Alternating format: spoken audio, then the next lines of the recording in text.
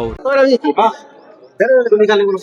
आपल्या राज्याचे कर्तव्यदक्ष मुख्यमंत्री माननीय देवेंद्रजी फडणवीस, भारतीय जनता पार्टीचे प्रदेशाचे अध्यक्ष रवीजी चव्हाण, माननीय नामदार गिरीश भाऊ महाजन यांनी जो विश्वास आमच्यावर या ठिकाणी टाकलेला आहे, त्यासोबतच शहराचे कार्यसम्राट आमदार माननीय राजूमामा भोळे या ठिकाणी, मंगेशदादा चव्हाण या जिल्ह्याचे ते पालक आहे, या सर्व लोकांनी या ठिकाणी आमच्यावर जो विश्वास टाकला आणि आमच्यासोबत मी स्वतः अरविंद भगवान देशमुख, प्रभाग क्रमांक 15 माझ्यासोबत प्रकाश बालाणी, त्यासोबत श्री आमच्या अरुण भाऊ शिरसाळे यांच्या आई, सोबतच मित्रपक्षाचे कुंदन काळे यांच्या मिसेस रेश्मा काळे, आम्ही या प्रभागामध्ये निवडणूक लढत असून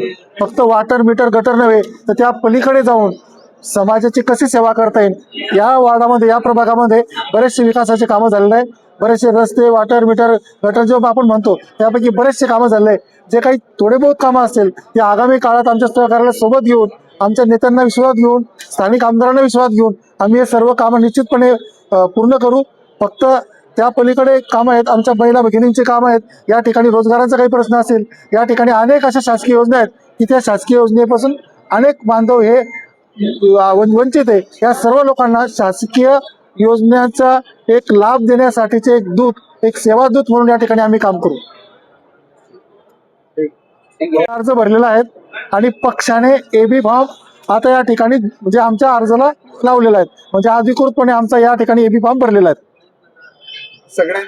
सगळ्यांचा प्रभागामध्ये जे सर्व आहेत, म्हणजे शिवसेना जे आमचे मित्र पक्षाचे जे उमेदवार आहेत, रेश्माताई काळे यांचा शिवसेनेकडे एबी फॉर्म आलेला आहे आणि आमचे सहकारी जे 3 आहेत त्यांचा भारतीय जनता पार्टीकडे एबी फॉर्म आलेला आहे. आपल्याला एबी फॉर्म मिळालेला आहे. बिलकुल कुठल्याही परिस्थिती भारतीय जनता पार्टीचा मी कार्यकर्ता आहे, एक कार्यकर्ता म्हणून काम, म्हणजे भारतीय जनता पार्टीमध्ये कार्यकर्ता हे सर्वात मोठं पद आहे आणि कार्यकर्ता पद हे कोणी हिणवून घेऊ शकत नाही. आणि जर पक्षाने म्हटलं तुम्ही आत्ताच्या आत्ता माघार घ्या, तर पक्षाचा आदेश आणि कार्यकर्ता म्हणून काम करत आलो आहोत आणि काम करत राहू.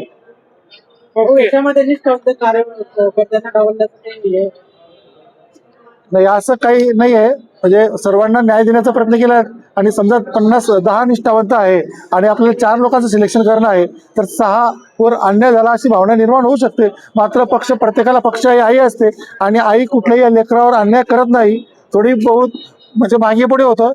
त्याच्यामुळे भारतीय जनता पार्टीमध्ये काम करणारा कार्यकर्ता हा पक्षाला आई म्हणून काम करतो आणि आईवर आमचा विश्वास आहे. हो, काल मुख्यमंत्र्यांनी सांगितलेलं आहे की भारतीय जनता पार्टी जे आहे हा एकच पक्ष आणि एकच राहील, घराणेशाही चालणार नाही.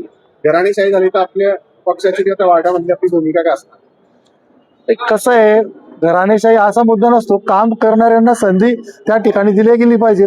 आणि समजा एखाद्या घरामध्ये समजा कोणी म्हणजे आमदार असेल आणि आपण बघतो आता माननीय नामदार गिरीश भाऊ महाजन राज्याचे मंत्री आहेत, मात्र त्या ठिकाणी जनतेने ठरवलं की साधनाताई महाजन यांना नगराध्यक्ष करायचं, त्या ठिकाणी नगराध्यक्ष ते झालं. त्याच्यामुळे नाही, असं नाही आहे, जर जनतेने काही एखादा विषय ठरवलेला असेल तर ते आपण त्याला नाही डावलू शकत. शेवटी जनतेचा विश्वास असतो आणि त्या ठिकाणी जर शब्दाचं काय नाही, माननीय मुख्यमंत्री मोदयांनी जे बोलले ते बरोबर आहे, मात्र ज्या ठिकाणी जनते पालन होणार का नाही, ठीक आहे ना, ज्या ठिकाणी उगाचच काही कोणाची क्षमता नसेल, मेरिट नसेल आणि उगाचच काही नाव असं काही होत नाही, कारण पार्टी या ठिकाणी मेरिटवर सर्व ठिकाणी या ठिकाणी उमेदवारी दिलेल्या आहेत आणि त्याप्रमाणे मेरिटवर काम करत आहे. घराणेशाही चालणार का नाही हा केव्हा?